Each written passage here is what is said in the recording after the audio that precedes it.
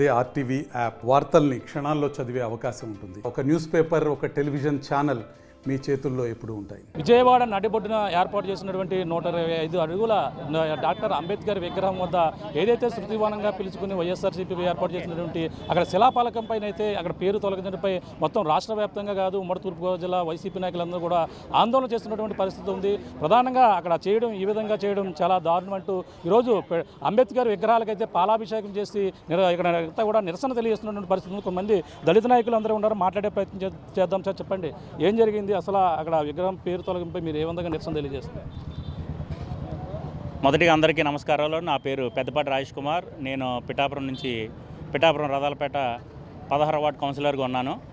మరి నిన్నటి రోజున మరి విజయవాడలో ఎంతో ప్రతిష్టాత్మకంగా దళితుల ఆశాజ్యోతి, మరి నవభారత నిర్మాత డాక్టర్ బాబాసాహెబ్ అంబేద్కర్ యొక్క 125 అడుగుల విగ్రహాన్ని మరి జాతి మొత్తం స్మృతివనంగా భావించేటువంటిది. అదేవిధంగా మరి గత ప్రభుత్వం వైఎస్ఆర్సీపీ మరి ముఖ్యమంత్రి వర్యులు శ్రీ జగన్మోహన్ రెడ్డి గారు చేతుల మీదుగా ప్రారంభించబడ్డ డాక్టర్ బాబాసాహెబ్ అంబేద్కర్ యొక్క స్మృతివనాన్ని మరి ఈ మహాకూటమి నాయకులు, కొంతమంది దుండగులు కలిసి ఆ యొక్క శిలాఫలకాన్ని, అదేవిధంగా అక్కడ ఉన్నటువంటి కొన్ని విద్యుత్ అలంకరణమైనటువంటి విద్యుత్ దీపాలని అక్కడ మరి విచక్షణ రహితంగా ధ్వంసం చేయడం, అదేవిధంగా మరి అక్కడ కొన్ని బొమ్మల్ని లేదా ఫోటోలని, అంబేద్కర్ ఫోటోలని కూడా మరి బద్దలు కొట్టడం కూడా మేము టీవీల ద్వారానైతేనేమి సోషల్ మీడియా ద్వారా చూడడం జరిగింది.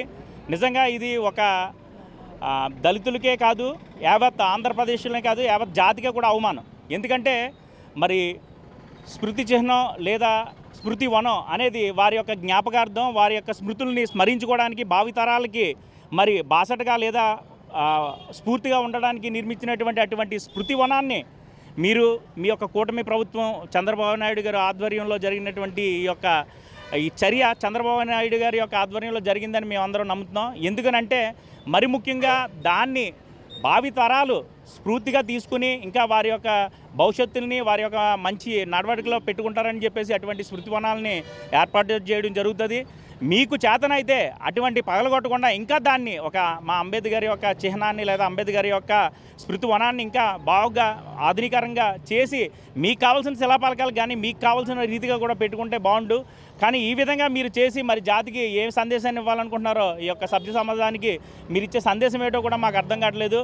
నిజంగా ఈరోజు మరి మా పిఠాపురం నియోజకవర్గం దళిత జాతి, అదేవిధంగా మా పిఠాపురం నియోజకవర్గంలో ఉన్నటువంటి దళితులందరం కూడా ముక్తఖండంతో బాధపడుతూ మరి మా అంబేద్కర్ యొక్క విగ్రహానికి వారికి పాలాభిషేకం చేసి దుశ్చర్యను మరి ఖండిస్తూ పాలాభిషేకం చేసి పూలమాల అలంకరణలు చేసి మా యొక్క బాధని మేము వ్యక్తపరచడం జరిగింది. తద్వారా మీరు ఇదే చెప్పడం జరుగుతుంది.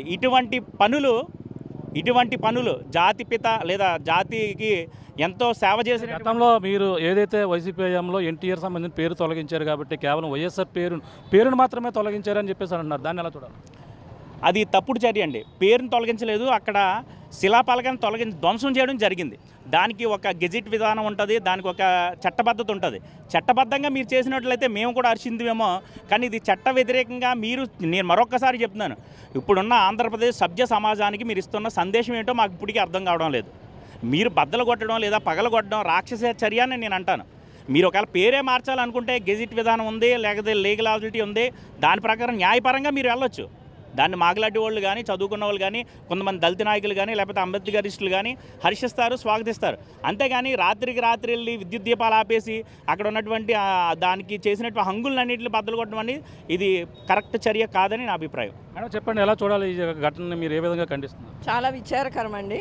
ఎందుకంటే యావత్ దళిత జాతికే కాదు, మొత్తం యావత్ ప్రపంచానికి కూడా ఆయన ఆశాజ్యోతి, బడుగు బలహీన వర్గాలకి ఆశాజ్యోతి అయినటువంటి డాక్టర్ బిఆర్ అంబేద్కర్ గారి విగ్రహాన్ని ప్రతిష్టాత్మకంగా మన మాజీ ముఖ్యమంత్రి వర్యులు సీఎం జగన్మోహన్ రెడ్డి గారు ఆ విధంగా మరి మాకు అందరికీ జాతికి అంకితం చేసినటువంటి సందర్భంలో మరి ఈ విధంగా ఈ దుశ్చర్యలు చేసి మరి కూటమి ప్రభుత్వం వీరందరూ కలిసి మరి ఏం చేస్తున్నారు? ఇలాంటి దుశ్చర్యలకు వాళ్ళు ఎంకరేజ్ చేస్తూ, ప్రోత్సాహం చేస్తూ మరి ఇలాంటి అదే కాకుండా దళితుల మీద అనేక మారణకాండ జరుగుతుంది.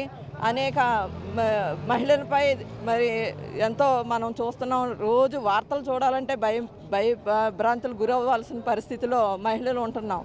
అలాంటి పరిస్థితిలో మరి ఇప్పుడు విగ్రహాల మీద కూడా వాళ్ళ యొక్క ప్రతాపం చూపిస్తున్నారంటే అది చాలా ఖండించదగిన విషయం అండి.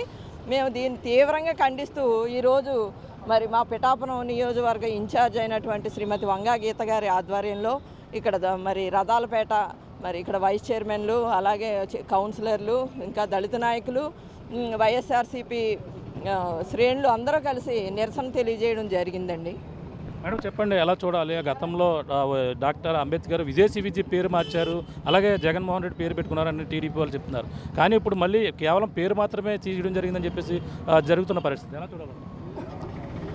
వారు ఏ విధంగా తీశారన్నది అందరికీ తెలియపరిచే తీశారండి. విదేశీ విద్య అయినా లేకపోతే పేరు మార్చడంలో దానికి ఏంటి ఆంతర్యం అన్నది చెప్పి తొలగించడం జరిగింది. అలాగే మీకు ఏదైనా ఉంటే దానికి ఆధారం తెలియపరిచి చేయడంలో తప్పులేదు. అంతేగాని ఈరోజు ఏది తెలియకుండా చీకట్లోకి వెళ్ళి మరి మాకు ఒక నాయకుడైన మాకు ఒక దేవుడు లాంటి వాడు మాకు ఎవరో అంబేద్కర్, అలాంటి ఆశాజ్యోతి మరి ఇలా ఈరోజు భారత రాజ్యాంగ నిర్మాత అయినటువంటి రాజ్యాంగం రాసినటువంటి అంబేద్కర్ని విగ్రహానికి అక్కడ ఉన్న స్మృతిమానాన్ని నాశనం చేయడం చాలా హేయకరము. మరి ఈ ప్రభుత్వం ఏం చేస్తుందో అర్థం కావట్లేదు.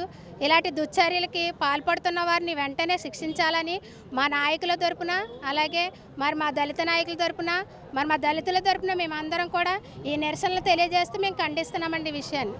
చెప్పండి, ఎలా చూడాలంటారు ఈ ఘటన? మీరు ఏ విధంగా ఇది చేస్తున్నారు? గతంలో మీరు ఆ సంస్కృతి వైసీపీ నుంచి వచ్చిందే పేరు మార్పు సంస్కృతి అంటున్నారు. నా పేరు చెట్టుపత్తిన సురేష్ కుమార్, వైస్ ఎంపీపీగా ఉన్నాను ఉప్పాడకొత్తపల్లి మండలం. ఈరోజు కూటమి ప్రభుత్వం వచ్చిన తర్వాత కేవలం అంబేద్కర్ విగ్రహాన్నే కాదు, ఈ అంబేద్కర్ విగ్రహం పేరు వంకని అంబేద్కర్ విగ్రహాన్ని ధ్వంసం చేయడానికి ప్రయత్నం ఏంటంటే కేవలం ప్రజల యొక్క దృష్టిని మలచడానికని నా అభిప్రాయం. ఈవేళ అంబేద్కర్ విగ్రహం అయింది, రేపొద్దున ఇంకో గుడి కూడా అవుతుంది. తద్వారా మత కలహాలు సృష్టించి జనాల యొక్క మూడ్ని వేరే ఒక దాంట్లోంచి ఇంకో దాంట్లోకి మార్చాలని చేసిన ప్రయత్నం కూటమి ప్రభుత్వం. వాళ్ళు అనేక అడ్డదారులు వచ్చారు, అనేక అబద్ధపు హామీలు ఇచ్చారు. ఆ ఇచ్చిన హామీలు వేటిని కూడా వాళ్ళు నెరవేర్చలేని పరిస్థితి నుండి దాని నుంచి జనాలు మూడు మార్చడానికి ఈ రకమైన చర్య చేశారు. రెండోది, పేరు మార్చడం అన్నది అంబేద్కర్ కానీ అంబేద్కర్ విగ్రహం కానీ ఒక దళితులకే కాదు. అంబేద్కర్ అనేవాడు ఆడవాళ్ళకి మెటర్నిటీ లీవ్ కానీ, ఆడవాళ్ళు అంటే అన్ని జాతులు సమస్త ఆడవాళ్ళందరికీ మెటర్నిటీ లీవ్ కానీ, ఆర్బీఐలో ఆయన చేసిన సేవలు కానీ, మన చట్టం ఈవేళ మనందరం ఇలా స్వేచ్ఛ స్వతంత్రంగా ఇలా ఉన్నామంటే కానీ ఆయన చేసిన ఇవే. అదే రకంగా ఇంకొక మాట, అంబేద్కర్ గారు అనేది కేవలం మన చాలామందికి అంటే దళితులు ఉద్యమం దళితులు అనేది. కానీ ప్రపంచవ్యాప్తంగా అంబేద్కర్ గారు శిలాఫలకాలు కానీ ఇటువంటి స్మృతి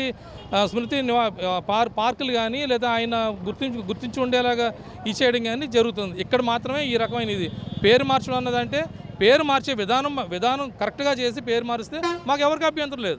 ఎన్టీఆర్ పేరు మార్చారంటే ఒక కమిటీ వేసి కమిటీ అందరినీ ఆమోదం పొంది అప్పుడు పేరు మార్చడం జరిగింది. ఇప్పుడు కూడా అలా కమిటీ వేసి పేరు మారిస్తే మాకు ఎవరికి ఆమోదం లేదు. అంతేగాని దొంగచాటుగా లైట్లు ఆఫ్ చేసి ఉన్న సిబ్బందిని ఏమో అందరూ బయటకు పంపించేసి భయభ్రాంతులకి గురి చేయాలని చేసే ప్రక్రియ మాత్రం మేము అందరం తీవ్రంగా ఖండిస్తున్నాం. చూస్తున్నా ఇది పరిస్థితి. ఈ ఘటనపై అయితే అందరూ కూడా తీవ్రంగా ఖండిస్తున్నారు. ఆ పేరు మార్పు ఏదో అంటే అందరూ కూడా రూల్స్ ప్రకారంగా చేయాలి, కానీ ఈ విధంగా ఇటువంటి దుశ్చర్యకి పాల్పడడం చాలా సిగ్గుచేటట్టు. అలాగే డాక్టర్ అంబేద్కర్కి జరిగినటువంటి ఇటువంటి అవమానాన్ని మేమంతా కూడా దళితులు కావచ్చు అందరూ కూడా ఖండిస్తున్నటువంటి పరిస్థితి ఉందని, ఏదేమైనా దీనిపై తక్షణం చర్యలు ఉండాలంటూ వీళ్ళంతా కూడా కోరుతున్న పరిస్థితి ప్రధానంగా ఉందని చెప్పాలి. ఇది కూడా ఉన్న తాజా పరిస్థితి.